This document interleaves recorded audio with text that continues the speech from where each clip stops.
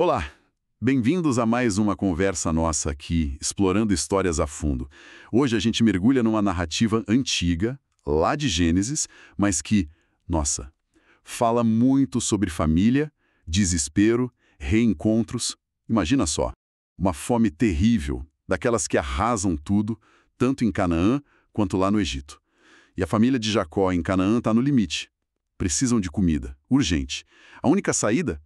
Mandar os filhos para o Egito, que era onde tinha grãos guardados. 10 deles vão. Só que essa viagem para buscar comida vai acabar sendo, bom, um confronto com o passado. Um passado que eles achavam que tinha ficado para trás. A nossa base hoje é uma análise bem detalhada de Gênesis capítulo 42. A gente não vai só contar de novo, não. A ideia é fuçar nas entrelinhas que essa análise traz, sabe? A tensão ali entre os irmãos, marcada por uma traição antiga, e o José, que agora é governador no Egito, todo poderoso. Ele reconhece os irmãos, mas fica quieto. E aí ele monta um teste moral bem complexo. Por que ele faz isso? Como é que os irmãos reagem? Com essa autoridade toda e principalmente com a própria culpa batendo. Ok, vamos abrir essa caixa. Exato. E o que essa análise que a gente está usando ressalta muito é justamente essa tensão psicológica, sabe? Que está ali o tempo todo. Não é só a fome de comida, né? É quase uma fome de resolver as coisas, talvez até de buscar uma redenção mesmo que eles nem percebam isso direito. Cada palavra, cada gesto ali na história está carregado. Prepara o terreno para o que vem depois, que vai ser ainda mais decisivo para essa família. É um jeito muito interessante de olhar para poder memória, culpa, tudo junto. Tudo começa com o Jacó, né? Angustiado. A fome lá em Canaã não perdoa. Ele vê os filhos meio parados, sem reação, e dá uma sacudida.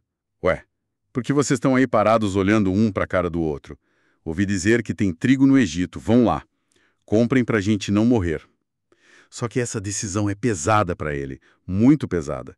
Ele manda 10 filhos, mas olha só, o Benjamim, o caçula, filho da Raquel, mesmo a mãe de José, esse fica. Fica assim. Do texto é claro, né? O medo de perder ele também, como ele acha que perdeu o José, é a dor de um pai que nossa, já sofreu demais com isso. É paralisante esse medo. Então tá, lá se vão os 10 irmãos.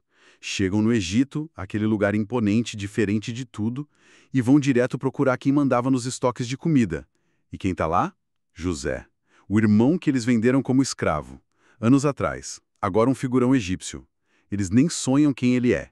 Se curvam diante dele até o chão, cumprindo, sem ter a menor ideia, aqueles sonhos do José jovem que deixaram eles tão furiosos lá atrás. Impressionante a ironia, né? Total. E aí, nesse momento, a análise que a gente está vendo pede para a gente observar o José.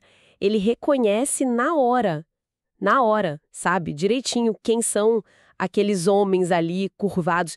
Mas a reação dele não é de alívio, não é de raiva explodindo, é calculada.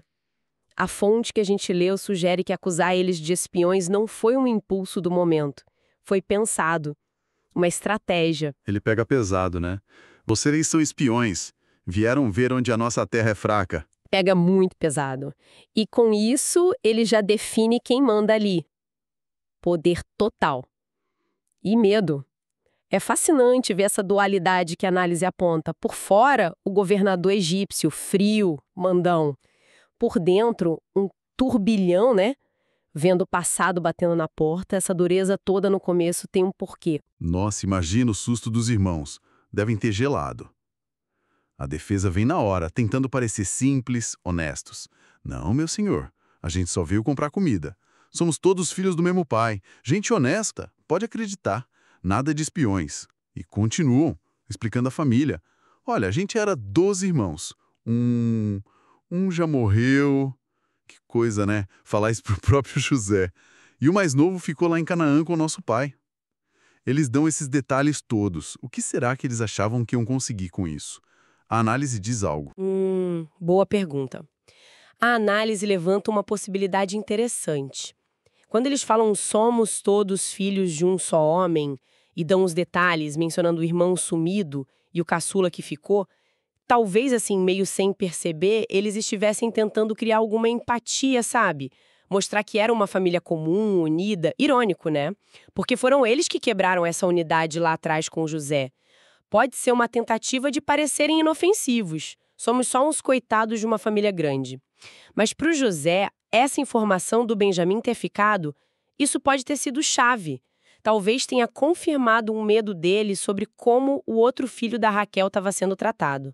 A defesa deles, na verdade, talvez tenha dado mais munição para o plano do José. E o José não se abala, pelo menos por fora, né? Ele insiste na acusação e joga eles na prisão. 3 dias. Imagina a agonia. Presos acusados de algo grave, numa terra estranha. Aí, no 3º dia, ele aparece na prisão. E o tom parece mudar um pouco. Ele diz: para vocês salvarem a vida, façam o seguinte, porque eu temo a Deus. Essa frase, eu temo a Deus, vindo de um governador egípcio, como a análise interpreta isso? É só para parecer justo antes de dar a ordem, ou tem mais coisa aí? Olha, a análise sugere que tem várias camadas aí. Por um lado, pode ser sim uma jogada muito esperta, quando ele fala em temer a Deus, e essa é uma linguagem que os irmãos entenderiam da fé deles, mesmo sem saber que José também compartilhava, ele se coloca numa posição de justiça, sabe? Como se ele não estivesse agindo por vontade própria, mas por um princípio maior. Isso tornaria a condição que ele vai impor mais difícil de recusar. Mas, por outro lado, a análise também não descarta que possa ter algo de genuíno ali. Talvez aqueles 3 dias pensando, mas a emoção toda do reencontro, tenham feito o próprio José confrontar os sentimentos dele, a seriedade da coisa, lembrar da própria fé. Provavelmente é uma mistura, né? Usar um sentimento talvez real para um objetivo estratégico muito claro. Que objetivo? A condição que ele coloca é o centro do teste, né? Ele diz que, já que teme a Deus, vai liberar a maioria. Ok, se vocês são honestos mesmo, um de vocês fica aqui preso. Os outros levam o trigo para matar a fome da família lá. Mas, e aqui vem o ponto, tragam o irmão mais novo de vocês para mim. Aí eu vou saber se vocês falaram a verdade e vocês não morrem. E ele não fica só na palavra, escolhe o Simeão e manda prender ali, na frente de todo mundo. Uau! Aqui a coisa pega fogo. Por que justo Simeão? A análise dá alguma dica. E pedir o Benjamim, que o Jacó protege tanto, parece calculado para gerar o máximo de problema possível, né? A escolha do Simeão é curiosa. A análise que lemos explora algumas ideias, olhando para trás, para outras histórias de Gênesis. O Simeão, junto com Levi, tinha sido bem violento lá no caso de Siquém, lembra? Talvez o José visse ele como um dos mais impossíveis ou mais culpados. Reter o Simeão podia ser um jeito de tirar de cena alguém que pudesse causar problema ou só uma escolha tática mesmo. Mas o ponto central, e a análise bate muito nisso, é pedir o Benjamim. Benjamim não é só o caçula. Ele é o outro filho da Raquel, a esposa amada, o substituto do José no coração do Jacó. Pedindo Benjamim, o José está testando eles no ponto mais sensível. E aí? Vocês vão arriscar o filho preferido do pai, aquele que ele protege com unhas e dentes, para salvar a própria pele e a do Simeão? Ou vocês mudaram? Vão defender o Benjamim como não defenderam o José? É um teste de lealdade, de mudança de verdade. E funciona.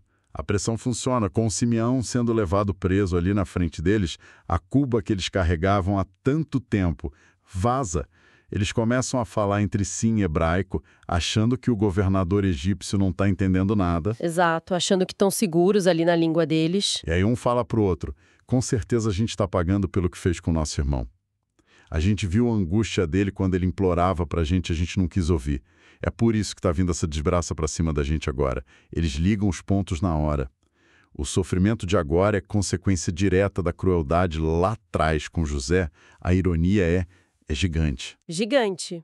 E muito reveladora. A análise que a gente está usando dá uma atenção especial para esse momento. Porque o José está ali, ouvindo cada palavra dessa confissão, dessa culpa assumida.